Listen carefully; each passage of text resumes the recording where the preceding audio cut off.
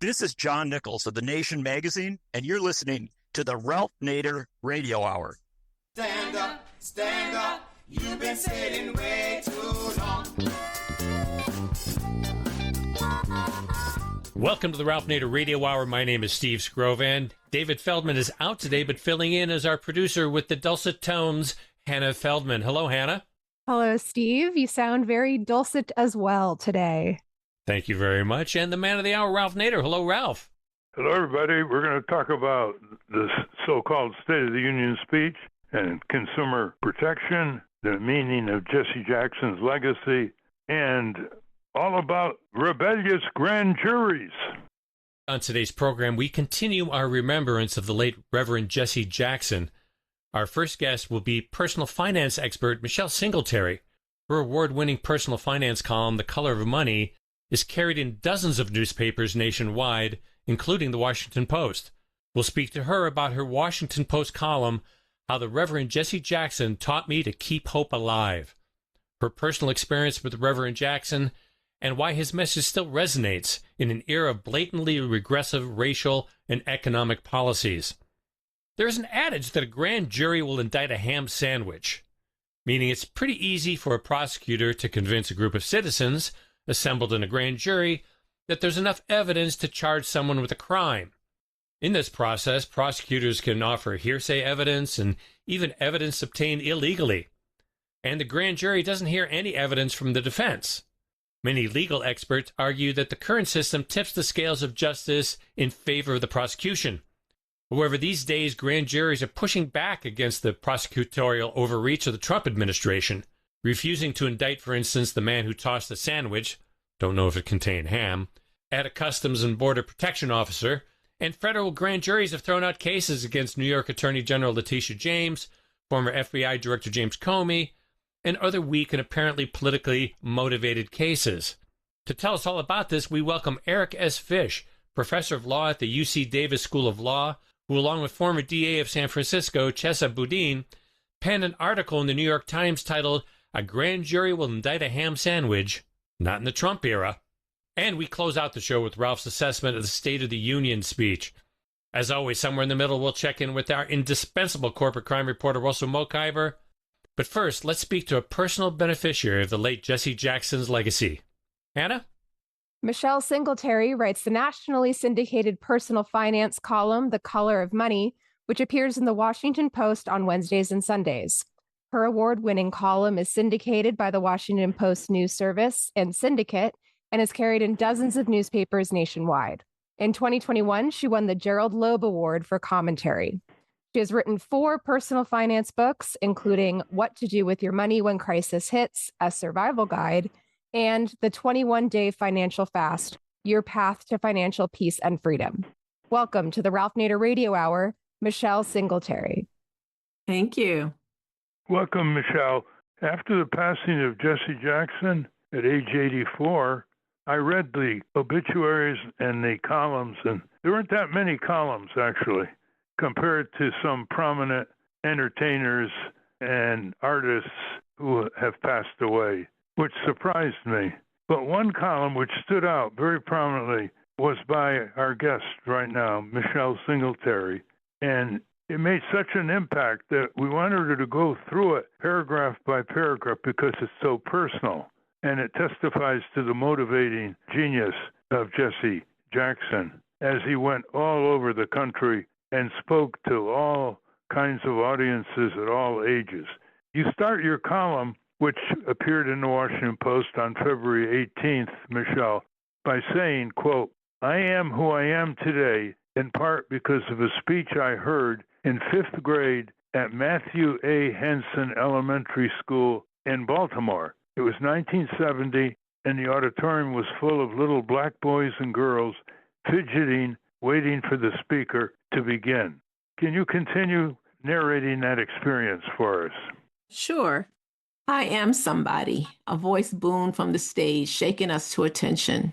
I have never forgotten that day when the Reverend Jesse Jackson spoke life into me, eventually inspiring me to go to college. His words pushed me to overcome the feeling of being unwanted At 4, I had to go live with my grandmother, Big Mama. My 4 siblings and I, 1 older, 3 younger, arrived at my grandmother's West Baltimore home, disheveled, hungry, and sick. We only had the clothes on our backs. Had it not been for my grandmother, we would have been placed in foster care. Your grandmother, in effect, raised you and your siblings because your parents were not there for you? That's correct. Yeah, I went to go live with my grandmother when I was 4.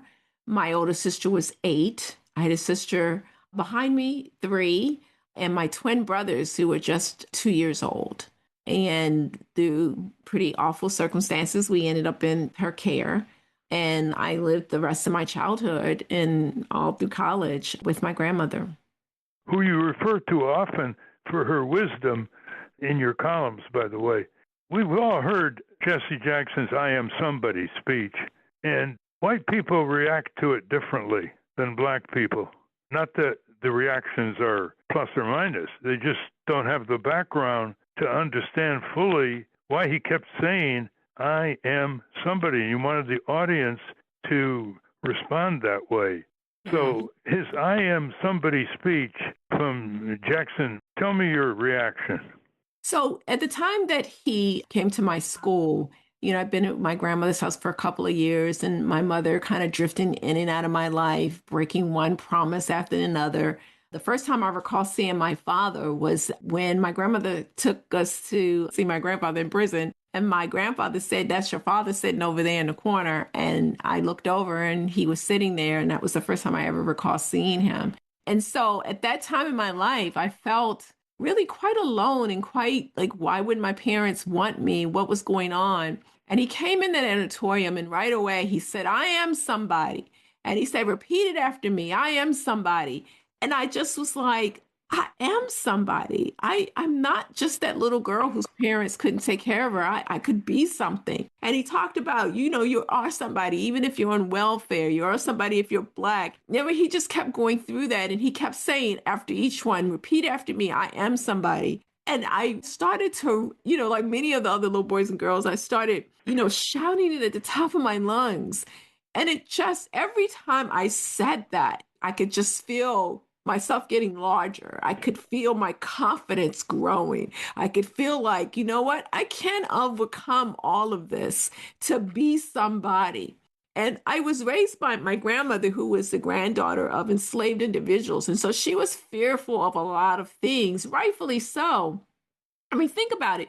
We like to think that slavery happened so long ago, but it's just about a couple of generations, really. And so my grandmother lived through Jim Crow. She lived through the period where you couldn't get a job making the same amount of money if you were African American. You couldn't live in certain neighborhoods. You struggled all the time. You worried all the time. And so a lot of that she passed on to me. And so when I would talk about what I wanted to be, she's like, well, don't dream too big. You don't want to be disappointed. And here's was this man saying, I can dream big, that I can overcome all of this.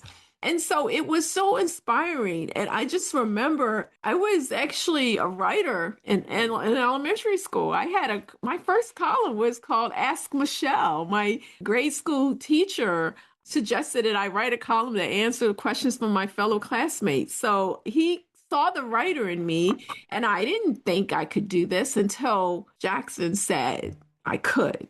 You know what was good about the I Am Somebody, Michelle, is that he prefaced it in ways that relate to the people that he was communicating with. For example, he would say, quote, I may be poor, but I am somebody. I must be respected, protected, never rejected, end quote. He would say, I may be on welfare, but I am somebody. He even said, I may be in prison, but I am somebody. So he made it very specific to people's frame of reference in the audiences that he was addressing. Tell us a little more about his words, which motivated you in one situation of great difficulty after another that you surmounted. Yeah, the thing I loved about Jackson is people sort of think he was only talking to Blacks, but he was talking to the disadvantaged and the poor, anybody who felt like their situation couldn't be overcome. And so he was an advocate for those who didn't make a living wage, white or Black. But in my case, what he said to me was that you can push past people who will think of you as less than. And throughout my career, there's always been this attack on affirmative action that somehow that if you were targeted as maybe trying to help you get a job, that somehow you only got that job because of the color of your skin. I won a scholarship to the University of Maryland at College Park from the Baltimore Sun papers because they didn't have enough Black reporters. And they recognized that and they wanted to train them. And so I won a scholarship with the idea that I would come and work for them. They weren't picking me because I couldn't write. I was a really good writer in high school. I won the scholarship. I went to Maryland. I did all the things we were supposed to do. And even at Maryland, people were like, oh, well, she just got here because she's Black. And somehow that I wasn't as smart as them, that I didn't study as hard. I studied as hard as they were. I excelled in college. I got the job at the Sun, not just because I'm Black, because I performed, I wrote. And even when I got to the Washington Post, there were people who were like, oh, well, she's the affirmative action hire. And I'll never forget, I wrote a column about this, the business editor who recruited me. And I asked him one day, I said, did you hire me just because I'm Black? Because I was just hearing all these whispers about it. And he said, yes. And then he invited me into his office and he sat me down on the couch. And this is reminiscent of Jackson's I Am Somebody speech. And so he said, I hired you because you were Black. I hired you because you're a woman. I hired you because you're a good reporter. I hired you. And at that time, I was studying a master's degree in business from Johns Hopkins University. So he said, look, see, you're getting an advanced degree in business. I hired you because I had an expertise in bankruptcy coverage. He said, I hired you for all of those reasons. It is the totality of who you are that made you a good hire for the Washington Post. Now, I did joke to him. He should have started there. But even by the time I got to the Washington Post, people were still questioning my credentials. And when I walk into a room, often they see a Black person. They don't see the totality of my experience. And so we're fighting that. And even to this day, the Trump administration destruction of diversity and equity inclusion, they misunderstand what that means. It doesn't mean that you're giving jobs to people who are unqualified. It means that you're recognizing that the playing field wasn't even. And that let's even this playing field. I liken it to a football team. You can't have a football team of all quarterbacks and win. You have to have a quarterback, a running back, a linebacker. You have to have a good kicker. It's the same thing. Your team has to encompass people who represent all kinds of abilities to have a winning team. So DEI isn't a giveaway. It isn't charity. It's recognizing that when you have people from different backgrounds and different perspectives and different skill levels, you have a winning team. But all my career, I have to fight against that. And when it comes to those kind of moments, I think about that editor, what he said to me, and I think about what Jackson said, I am somebody. And I quiet those voices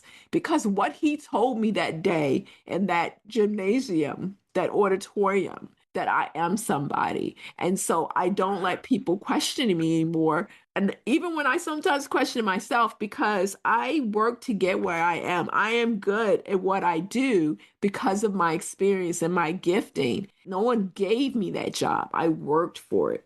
We're talking with Michelle Singletary, the longtime syndicated columnist for the Washington Post on consumer issues, consumer finance issues, and other empowerment matters for consumers who are very vulnerable, losing their savings or having their consumer dollars ripped off by unscrupulous vendors. You mentioned Trump's attack on diversity, equity, and inclusion, which he reduced to DEI, and very cleverly, he created this DEI and kept saying DEI without spelling it out. The Democrats picked it up and kept saying DEI. And so after a while, people forgot what it was all about, which is what you just described. And in the rhetorical battle between the Democrats and Trump, he won again. And had he spelled it out, or had the Democrats spelled it out and explained it instead of just repeated DEI, he would be seen as much more of an unprecedented racist president and misogynistic president than he is even today. So you mentioned in your column, Michelle, the National Urban League State of Black America 2025 report. Can you explain that? Yeah, so every year they have, I think for the last 2 decades or so, or 4 decades, I think, they've issued a State of Black America. And the most recent one was really quite concerning because of the dismantling of civil and voting rights and the elimination of diversity initiatives. The report said, and I quote, "We are watching an attempt to turn back the clock to an era when the full humanity of all Americans was not recognized, when the idea of true equality was treated as a threat to the social order." And so, you look at the unemployment rate for African Americans, it's higher. For African American teenagers, it's higher. We're still not paid the same, even when our qualifications are the same. Housing, we have the same housing rate, the same home ownership rate as when housing discrimination was legal. And it's not because we don't handle our money well or we're not saving. It's the same things. It's redlining. It's, credit scoring issues. If we're more likely to be renters, then we don't have that information in our credit files about managing mortgages. And there is a Black recession going on. And in particular, DOGE, when it just decimated the federal government workforce, at one point, that was one of the few places where African Americans could get jobs and excel and move up the economic ladder. And when they cut all those federal employees, they did a great deal of damage to the Black middle class, people who got those jobs. And make no mistake about it, federal workers work as hard as anyone else. In fact, one of my colleagues who does data analysis looked at how hard federal workers work, and it turns out they work a lot harder than people in private sector. And so, to your point, he says these things like DEI, and then it becomes sort of this phrase that equivalent of people getting jobs when they're not qualified. It's like Obamacare. When you call it Obamacare and you do studies, people are, oh, that's a terrible program. Oh my gosh, it's a terrible, they're not helping people. But when they call it the Affordable Care Act and list the exact same qualities of that program, like getting rid of pre-existing conditions, letting young adults stay on their parents' health insurance until they're 26. When they list all of those attributes, people are like, oh yes, that's a great program. So when you call it something that is connected to a Black person, it's like it's terrible. But when you call it what it is, the Affordable Care Act, they're all for it. It's the same thing with DEI, to your point. And so when we still allow them to say things like, affirmative action hires and that somehow, just because there was more effort to bring in inclusion. My son is on the autism spectrum. And so he will be included in that idea of let's try to make sure that we have jobs for people who have disabilities. It's not just Black people, it's women, it's people who were disadvantaged for one reason or another. And this is really important for people who are listening and thinking about this. That expression, when one person's lifted up, we all are lifted up. This is true. And we see it happening now with the economy and affordability. If you don't make sure that people have a living wage, if they can't earn a good, decent salary, it impacts all of us, including the people at the top. Did you ever meet Jesse Jackson after you attained some prominence in journalism? I actually did. Tavis Smiley used to have a State of Black America forum every year. And I had the opportunity to be on a panel, and he and I were at that program at the same time. So I was able to meet him as an older adult working for the Washington Post. And it was quite an honor. And in fact, after one of the panel, we all kind of got together in one of the rooms and we were just talking about the state of affairs. And it was one of the best times of my life just to be around all these magnificent civil rights leaders and people fighting the good fight for consumer protection and job equality on the job. So it was quite wonderful to see him. And I told him about that. And he was very appreciative of me mentioning to him that his speech was so inspiring to me as a child. Michelle, he had extraordinary qualities. He would go to where the problems were. He wouldn't just put out a statement. He would go to the farmers who were losing their farms. Yeah. He would go to people in the South who were losing their homes. He would go to the environmental injustice areas where the poor were exposed to more toxic pollution than people with higher incomes. And his legacy now is also in his sons. A lot of people don't know that Jonathan Jackson has been a member of the House of Representatives from Illinois since 2023. And Jesse Jackson Jr., who was a representative in the House, is running to recover his old seat from Illinois. So the struggle will go on, not just in terms of the example and commitment that he set, but also through his children and his wonderful wife, who raised the family under enormous pressure and threats that were coming in on Jesse and his family. He never liked to talk about that because it just encouraged more of it year after year. But that was one of the examples of his physical courage and not just moral advocacy for civil rights and a more just society and a world. And he did have a worldwide impact as well. He would go to trouble spots and represent the oppressed. He would liberate political prisoners from dictatorships. Tremendous physical energy to go along with his civic determination. Can we go to Steve?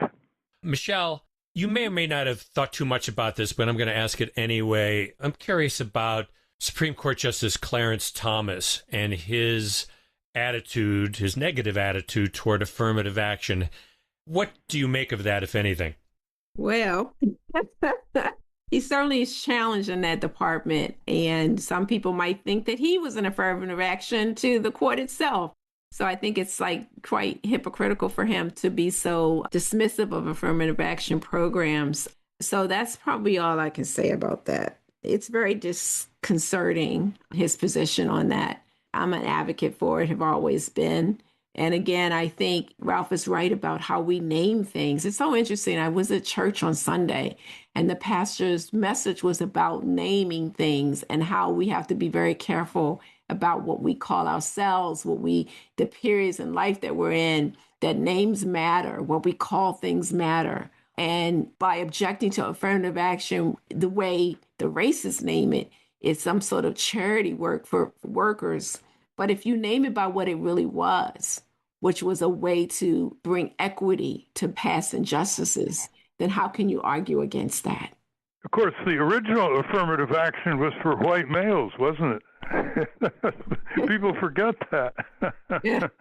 People forget a lot of things. The first woman allowed into Harvard Law School was the year 1950, and the law school was over 100 years by then. Before we close, I want to read the last few words of your column on the passing of Jesse Jackson. Quote, "I can still hear Jackson call to tune out those who would tell me I'm less than. I found my voice because of Jackson and have used it to help people understand personal finance and build legacy wealth for their family. I am somebody because Jackson told me I was, and I believed him." End quote. Marvelous testimony to Jackson's legacy, Michelle Singletary. Well, thank you very much, Michelle Singletary. Keep doing the good work you're doing and reaching many, many consumers around the country and telling them that the only way they can help themselves is to begin to help themselves. And they've got to have the information and the rights that are under the law that equip them with defending their hard-earned consumer savings and their hard-earned consumer dollars, which are being eroded by a massive corporate commercial crime wave. Thank you, Michelle. Well, thank you. And thank you for your long service in the name of helping consumers. Thank you. I think what you've done to make sure that people are heard and seen is extraordinary. And I follow the biblical principles that if you help the least of these, you've done what you're supposed to do. And I'd like to think that I've done that, and I know that you've done that. We'll put you on the mailing list for any future reports that Absolutely. You might want to read. Once more, give the website for our listeners.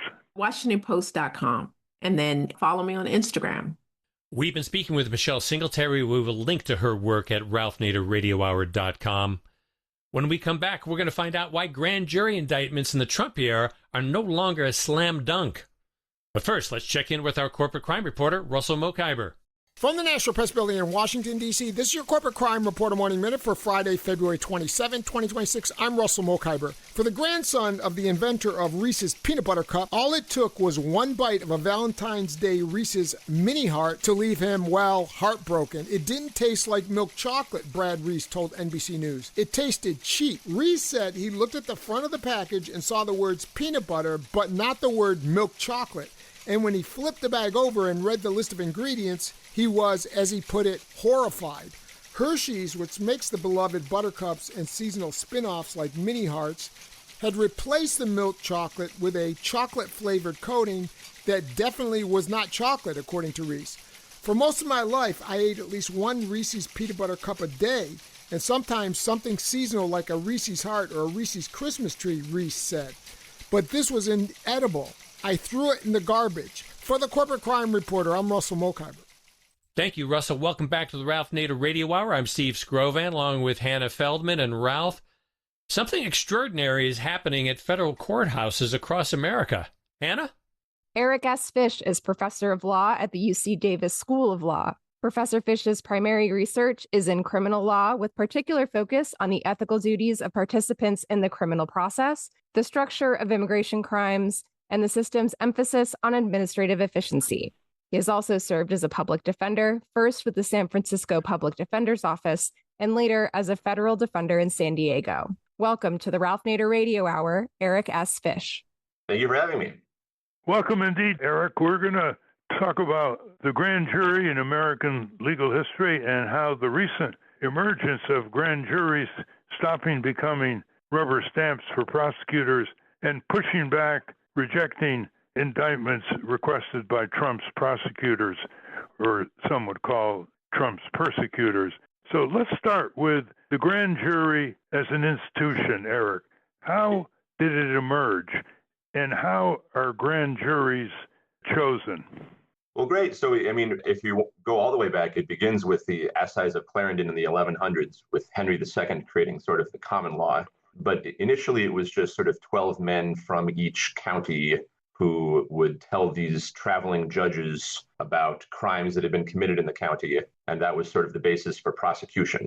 As it evolved over the centuries, it was adopted in the American colonial systems as kind of a governance institution. I mean, grand juries could investigate crimes. Grand juries were made up of randomly selected citizens of the kind of colony. And there weren't really public prosecutors in the same way in the 1700s and early 1800s. So really the power of accusation lay with private individuals, and grand juries, they served both a screening function and kind of an investigation function.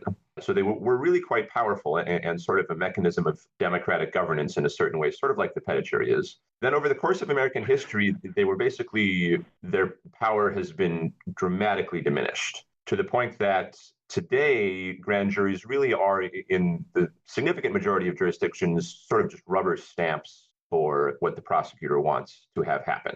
This is a feature of changes in procedure that have happened over time. Only the prosecutor gets to speak to the grand jury. There's no defense lawyer present. There's no judge present. In most jurisdictions, grand jury proceedings are secret. There's no transcript. It's in fact a crime in certain circumstances to discuss what happened in the grand jury. And the rate at which they approve charges is extraordinarily high. Like, it is a rare event for a prosecutor to fail to get an indictment from a grand jury, unless the prosecutor wants to fail, which does happen sometimes, most notably in police use of force. Give us some figures on how rare. The most recent available statistics from the federal system showed that in a year with over 100,000 prosecutions, only 6 declinations happen because grand juries refuse to indict. There aren't really statistics from state systems, in large part because of the secrecy of the process. And the federal system has stopped publishing statistics. So the most recent was, I believe, was from 2017. And it's just vanishingly small. And notably, even in those 6 cases, the prosecutor can wait for a new grand jury and try again. There's not even a kind of double jeopardy bar. But it is extraordinarily rare for a grand jury to decline to indict a case. And how are grand jury members chosen from the public? I believe the same way that petit jury members are, sort of randomly selected from voter rolls and or DMV lists. I'm more familiar with how petit juries are selected, but they're basically just members of the public, adults, the same basic exclusions that exist for petit juries. I'm sure many of the listeners have been selected for grand jury duty. They also serve for longer periods of time. So petit juries, just, like trial juries, they sit for a single trial and then their service is done. Grand juries can sit for a month, maybe even more. They serve for around a month in the federal system. And during that time, they're just sort of at the beck and call of the prosecutors. If the prosecutors want to bring evidence before them to try to get a case indicted, then the grand jury is in session. Well, unfortunately, most of the American people don't realize what an honor it is to serve on a grand jury or a civil jury, for that matter, that it's one of the great democratic institutions in the history of the world. And so is it as easy to get out of a grand jury selection process as it is to get out of a civil jury selection process, which a lot of people exercise because they don't want to spend the time that's required in this law enforcement institution? Well, so I must confess, I've never been a prosecutor, so I don't really know. Like in the petit jury selection process, there is a adversary forum in which the defense lawyer and the prosecutor can each strike people, sometimes for cause, sometimes not for cause, and the judge rules on for cause strikes. So it's very easy for a potential petit juror to say something like, I believe in abolishing the criminal justice system or something like that, and then the prosecutor is going to strike them possibly for cause or whatever the inverse would be.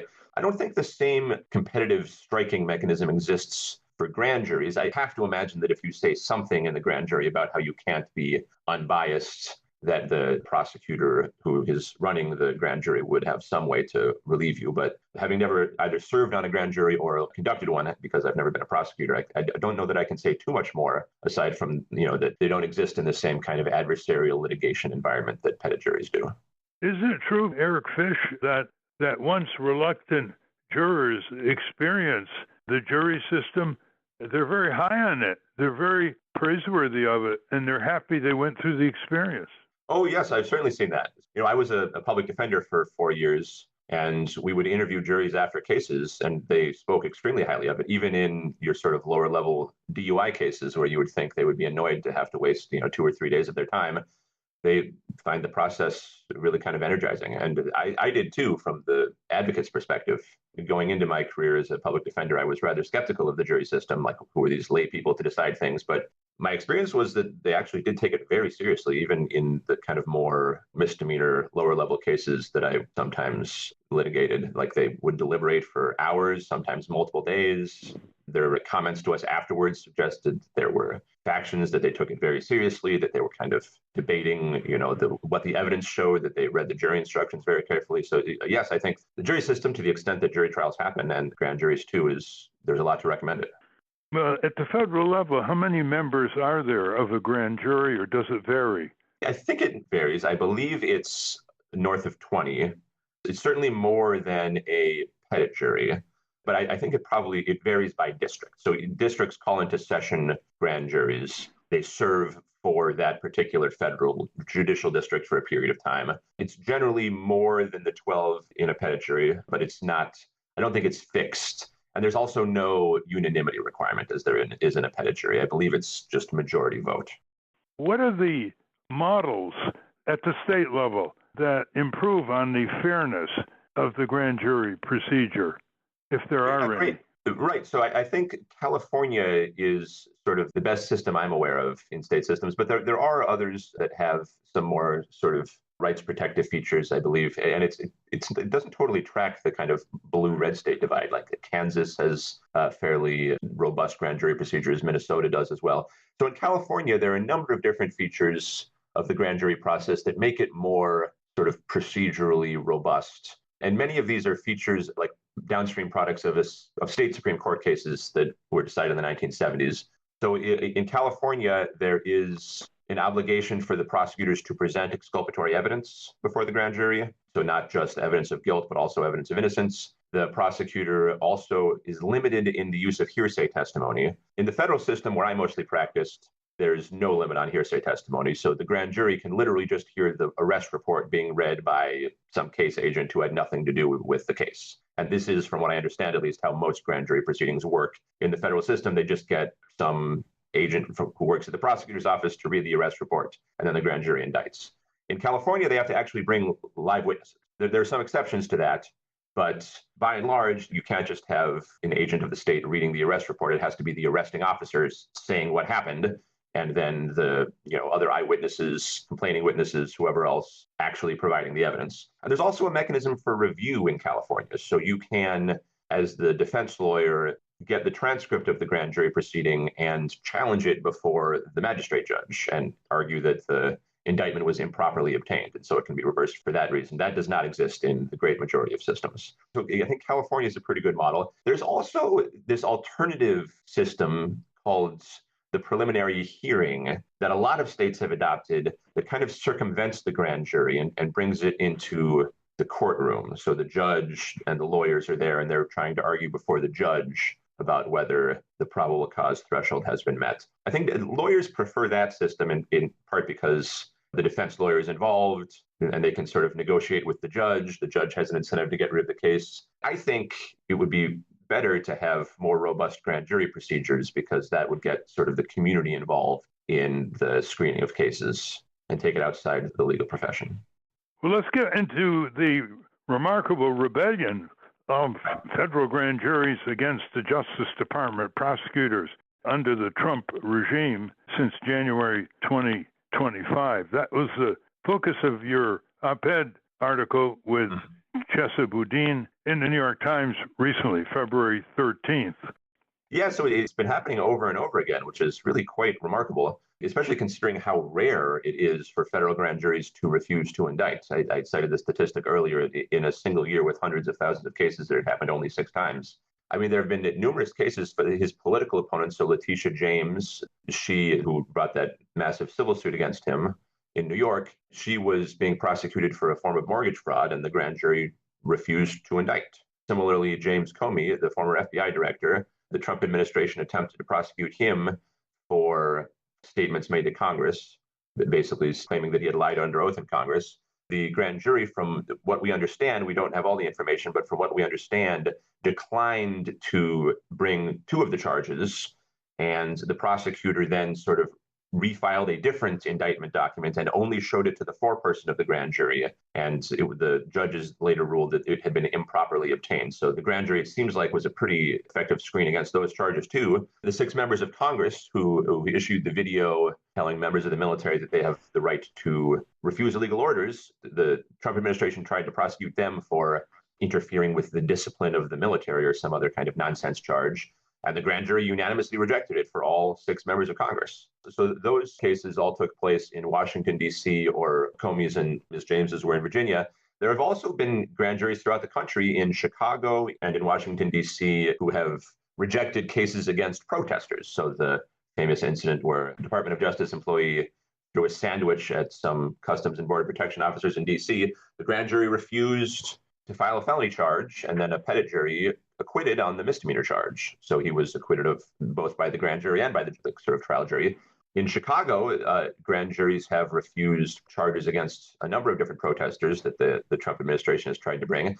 And in Minnesota, the federal prosecutor's office has actually declined to bring charges against a number of protesters, or at least felony charges, which would have to go before a grand jury, because they are afraid, I think rightly so, that the grand jury would refuse to indict. So this has been sort of a really kind of remarkable series of rejections of the Trump administration's prosecutions by sort of ordinary people serving on grand juries, and one that is largely unprecedented in modern American history. I can't think of another example of grand juries rejecting such high-profile cases, and so many of them. Nothing really comes to mind.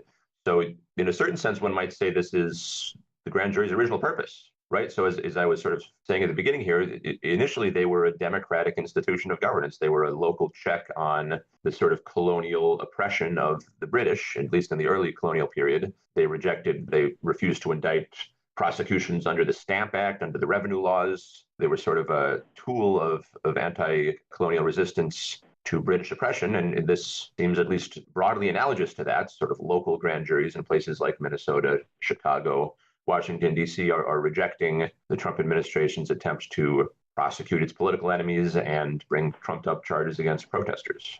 Well, you say in your op-ed, quote, "This is how grand juries were meant to work," end quote, citing Supreme Court Chief Justice Earl Warren and John Jay, the first Chief Justice in the United States. You want to quote them? Yeah, so they both viewed grand juries as a bulwark against government oppression, as an important case screening mechanism, and as a way to sort of protect, this is paraphrasing, as a way to protect ordinary innocent citizens from malicious prosecution. The irony, of course, is that grand juries have largely stopped serving that function in kind of the modern system, but this is an example of it, of them kind of going back to their original purpose. How much of the rebellion that you cite by grand juries under Trump are due to very sloppy Justice Department indictment requests? 2,900 Justice Department lawyers have quit or have been pushed out in the last year from the U.S. Justice Department. They're severely understaffed, and many would say they're very unqualified lawyers seeking to bring these indictments. Can you reflect on that? Yeah, absolutely. I guess that's sort of a puzzle for the thesis of our piece in a certain way, because these cases are really weak. Like the case against Comey is extraordinarily weak. It relies on an extremely bad faith interpretation of an ambiguous response he made to Ted Cruz in a congressional hearing. And the case against the 6 members of Congress is absurdly weak. It relies on they are saying legally correct things in this video. So to say that that's a crime just seems impossible. So it could be that grand juries are taking up the mantle of the old system and sort of reasserting their role. It could also be that maybe grand juries always had the potential to screen out such terrible cases. It was just that prior departments of justice didn't bring terrible cases.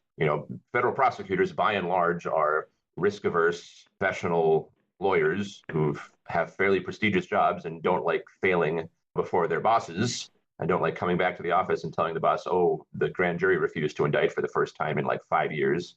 So it could, and I think likely to some degree is the case, that just the sloppiness and incompetence of these prosecutions is what's causing grand jury to revive itself. Could it be also frivolous cases? Describe the sandwich case. Yeah, so the sandwich case, basically this fellow, a Department of Justice employee in Washington, D.C., threw a sandwich at a CBP officer and was then prosecuted for assaulting a federal officer. And from what I understand, the charge required some showing of injury, which is just, obviously hitting someone with a Subway sandwich isn't going to cause injury. I doubt the officer who got hit would say otherwise. So this is not the sort of thing where in any other context, felony charges would have been brought in the first place. Obviously, the Trump administration wanted to kind of make an example of this fellow, so they tried to bring felony charges, but it's 20-something ordinary people hearing this from a Department of Justice prosecutor, I guess, were rightly skeptical of the proposition that some kind of injury had resulted from Subway sandwich. We've been speaking with Professor Eric Fish, a law professor at the University of California in Davis, California. Let's go to Steve. Professor Fish, you, in the article, talk about some reforms that you would institute. You've touched on some of them, different ways the system has been sort of reformed, but what are your recommendations? Yeah, so a number of different things. So a lot of what California does, I think, has much to recommend it. So giving the prosecutor an obligation to present not just evidence of guilt, but also sort of all the evidence, including evidence of innocence, and excluding illegally obtained evidence. So if, the search was done without a warrant, for example, or if a confession was provided in custody without Miranda rights, not informing the grand jury about that. Giving the grand juries an opportunity to hear from live witnesses, so people who were actually at the scene, saw the events, whatever the topic of the crime is, not just allowing multiple levels or even one level of hearsay. So, not having a system as exists in the federal system where the indictment in virtually every case is just based on an arrest report that is read to the grand jury by a case agent who works for the prosecutor's office, and then having some mechanism of review after the fact. So, grand jury proceedings are secret. There's no judge there. There's no defense lawyer there. The prosecutor kind of controls them. I mean, they're extremely deferential to the prosecutor. The prosecutor decides what evidence gets presented. The prosecutor decides what witnesses speak. There are some states where the defendant has a right to speak to the grand jury, like in New York, but that's an unusual rule. And most defense lawyers strongly advise against speaking to the grand jury. And of course, they're secret. So making the transcript available and providing some mechanism of judicial review would provide a check on prosecutorial behavior. It would make those other rules enforceable. It would ensure that hearsay doesn't come in. It would ensure that exculpatory evidence is provided. It would ensure that illegally obtained evidence is excluded. And so, if the grand jury proceeding were more trial-like in those ways, it would empower grand jurors to actually hear and consider the evidence and not just rubber stamp whatever charges the prosecutor wants to bring, but evaluate the credibility of witnesses and evaluate all the evidence and serve as a real screen instead of just doing whatever the prosecutor wants. Let's go to Hannah. You've written about the checks and balances in the legal system in regards to defense lawyers. Mm-hmm. And Yeah. I'm curious, when you look at reforms, what the role could be for a sort of alleged devil's advocate. If you have Mm-hmm. someone from Criminal Defense Attorneys Association sitting in on grand jury proceedings, or where you propose defense attorneys factoring into these reforms. Oh, great. Yeah. So this is another. So I basically wrote 2 law review articles with Chase. So one was about grand jury reform and case screening and sort of pretrial criminal procedure. The other was about defense lawyers and the place they have in the separation of powers. So, most defense lawyers in this country are court appointed. This is sort of the legacy of Gideon. It's something like 80% of cases have a court appointed defense lawyer. And there are different institutional mechanisms to provide defense lawyer appointment. They run the gamut from a county just like hiring a lawyer, and that lawyer works directly for the county, to independent public defender organizations that are structured as nonprofits and have their own sources of funding, some public, some like foundations and so forth. By and large, I think it's better to have more defense lawyer independence and to have structural public defender organizations as opposed to just solo practitioners who are hired on a case-by-case basis by the county. And that's because, defense lawyers can serve as a kind of institutional check. If they're in a public defender office, they can act collectively. They can negotiate collectively with the prosecutor's office. Obviously, the prosecutor's office acts collectively. They can do things like advocate for particular reforms to the bail system, reforms to the way that grand juries work. They can also coordinate appeals. And so sort of seed and argue in the trial court and then raise on appeal systematically legal violations that they find in the way cases are being processed. So I do think, broadly speaking, maybe part of a package of reforms that I would prefer would be more widespread embrace of institutional public defender offices and less use of contract lawyer systems, individual defense lawyers being paid, and then having this kind of siloed existence within the system where you're just negotiating on behalf of individual clients and you're not really pursuing systemic reforms. Well, we're out of time. We've been speaking with Professor Eric Fish, University of California Law School at Davis. Is there anything else, Eric, that you want to cover that we haven't touched on? No, that was great. Thank you so much for the time. It was a great conversation. Did you get a lot of reaction to the Times piece by the press? I did, yeah. I got a lot of emails. I think Tracy got more emails. He's a little more prominent, but I got a lot of emails from kind of people I'd never heard of and some people I had heard of, mostly very positive. I think the kind of default response was that it gave people hope in very dark times, which I was heartened by. Did you get on NPR or PBS at all? No, I have not, at least not yet. We've been speaking about grand jury resistance under the Trump regime to Professor Eric Fish, law professor at the University of California at Davis. Thank you very much, Eric. Thank you so much for your time. We've been speaking with Eric S. Fish. We will link to his work at ralphnaderradiohour.com. Stand up, stand up. Now, this program began 12 years ago when we wanted to get an alternate State of the Union from Ralph Nader. Well, in that tradition, Ralph, what do you have to say about this year's State of the Union? Well, it's more like a fantasy state of der Fuhrer speech. It sugar-coated a grim reality that Trump refuses to recognize and take accountability for, such as the state of poverty in our country, more people being forced out of Medicaid, programs he's instituted to help pay for tax cuts for the wealthy that will jeopardize millions of people in terms of food supplements, including children. He talked about his creating the greatest transformation of any economy in world history. Of course, he never mentioned that he refuses to support the increase in the federal minimum wage, which is by far the lowest in the Western world. or do anything at $7.25 an hour, by the way. He refused to recognize that he is exacerbating hunger in America, which is at the highest rate in the Western world, including child hunger. He refused to recognize in his law and order words that he is the softest president on corporate crime ever, having ordered his Justice Department to dismiss dozens of pending cases against corporate criminals inherited from the Biden regime. I thought the most cruel aspect of this speech may have escaped most commentators, Steve and Hannah. He dwelled on the Israeli hostages and the ones whose bodies were later to be found in the rubble in Gaza, and never mentioned that his weapons and his diplomatic cover and that of Biden's slaughtered hundreds of thousands of innocent Palestinian children, women, and men, and starved them to death at extraordinary rates, blowing up hospitals, hundreds of mosques, schools, and places where people reside and go to markets. He completely ignored that. His belligerence toward Iran was so extraordinary that it made me think he actually is going to strike Iran in the next few days.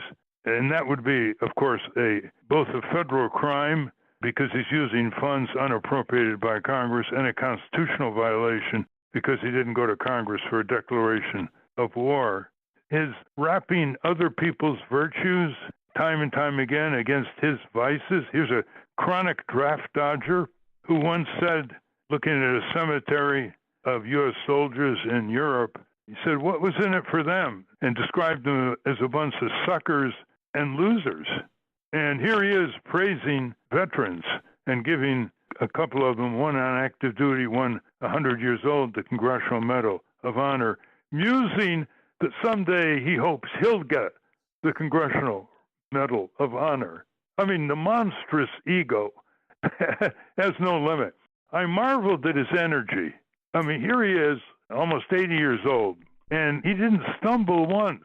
He didn't take a drink of water once. And there's something to the energy level that's perpetrated by someone so suffused with a monster ego, vengeance, and greed. It's really extraordinary in that way. You have to give him that one. I thought his repetition of lies, and I say they're lies because he's made these false statements again and again, and they've been corrected by mainstream press, and he still makes them. That qualifies describing them as lies before millions of people watching the State of the Union address.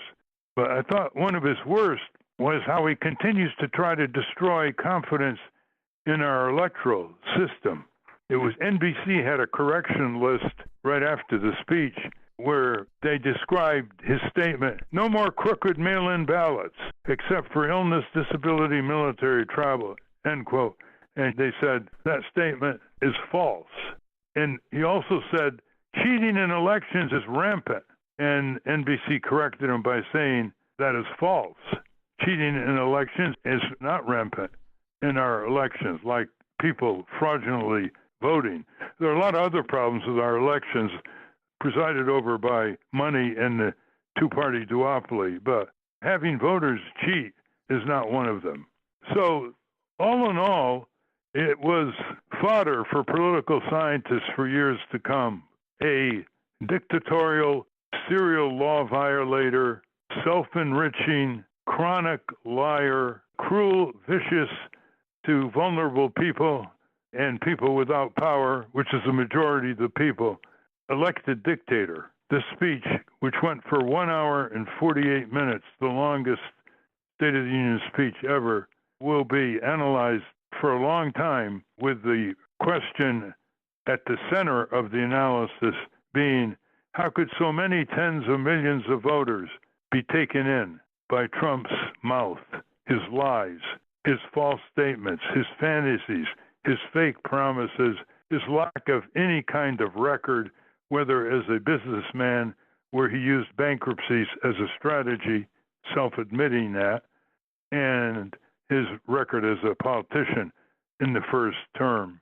That's the question we have to ask ourselves. And it's too easy to say, that the Trump voters couldn't stand the Democrats who abandoned them. That's not enough. They could have not voted for Trump. They could have written in a vote. They could have voted for the Green, Libertarian, or other minor parties. They can't use the Democrats as 100% excuse for voting for Trump. And a lot of them didn't. They just liked Trump. They liked his prejudices. They liked his lies. They liked his fantasies. They liked his fake promises. So you're not a big fan, Ralph. That's what I'm getting from this. Did you listen to Governor of Virginia Abigail Spanberger's rebuttal from the Democratic side? Yes, again, very disappointing. She asked repeatedly, is this president working for you? And she answered it by saying, we all know the answer is no, end quote. That's not specific enough. She should have said something about raising the minimum wage, which would have gone to $15, say, an hour, and that's 25 million workers would have gotten a raise. She didn't raise the frozen Social Security system benefits. She didn't raise cracking down on corporate crooks that are taking hundreds of millions of dollars from consumer dollars and consumer savings. She didn't mention any of the specifics. It was the usual Democratic Party selection to respond to a Republican president's speech and give the Democrat a chance to audition themselves before a national audience. So once again, the Democrats showed they don't know how to produce an authentic record. They don't know how to produce an authentic agenda. They don't know how to produce a compact for America, which would begin to answer if it was authentically supported day after day all over the country. It would give an answer to tens of millions of voters who say, what does the Democratic Party stand for anyway, other than raising a lot of money and making general promises that don't relate to the specific experience where people live, work, and raise their families back home. Well, thank you for that, Ralph. I look forward to listeners commenting at Ralph Nader Radio Hour on your commentary on the State of the Union. I want to thank our guests again, Michelle Singletary and Eric S. Fish. For those of you listening on the radio, that's our show. For you podcast listeners, stay tuned for some bonus material we call the Wrap-Up, featuring Francesco DeSantis with, in case you haven't heard, a transcript of this program will appear on the Ralph Nader Radio Hour Substack site soon after the episode is posted. Subscribe to us on our Ralph Nader Radio Hour YouTube channel, and for Ralph's weekly column, it's free at nader.org. For more from Russell Mokhiber, it's at corporatecrimereporter.com. To order your copy of the Capitol Hill Citizen, Democracy Dies in Broad Daylight, it's at capitolhillcitizen.com. The producers of the Ralph Nader Radio Hour are Jimmy Leewert, Hannah Feldman, and Matthew Marin. Our executive producer is Alan Minsky. Our theme music, Stand Up, Rise Up, was written and performed by Kemp Harris. Our proofreader is Elizabeth Solomon. Join us next week on the Ralph Nader Radio Hour. Thank you, Ralph. Thank you, everybody. Stand up, step up, step up. You ought to step up. Rise up, rise up. I know you ought to rise up and stand up, stand up.